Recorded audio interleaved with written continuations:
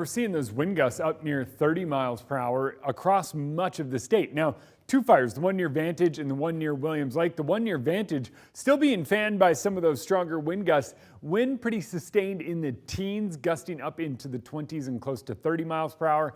You head farther out to the east, you find yourself at the Williams Lake fire, and there we have wind reported at about 13 to 19 miles per hour. Those are sustained winds. That means steadily blowing at that rate, gusting to up near 30 miles per hour.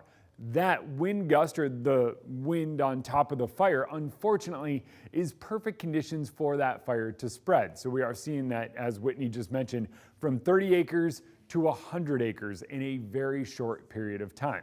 We are under critical fire danger right now. Basically, wind gusts up to 35 miles per hour, and low relative humidity is what's prompted those red flag warnings across the region.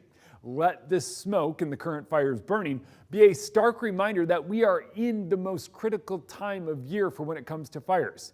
I know it's soon, or right after that fire started, but these are all human caused. Don't be the person who starts the fire. I cannot emphasize that enough. There has not been any sort of weather that would cause any sort of wildfires. So all of the smoke in the atmosphere that we see the next couple of days is from human-caused fires. We are in this critical fire weather. Critical fire danger exists from the foothills of the Cascades to the Canadian border straight through to North Idaho. That will last through the day today, but even as we get an incoming front tomorrow, we're still hanging on to those strong wind gusts. We'll see wind gusts to near 30 miles per hour, pretty widespread tomorrow, and that's not good for any fire that starts today. A little more atmospheric moisture as our cold front moves in is going to lower fire danger incrementally. Not a lot, but a little bit. Right now you can see that fire is starting to pick up on the radar. You can actually see some of that in recent radar scans.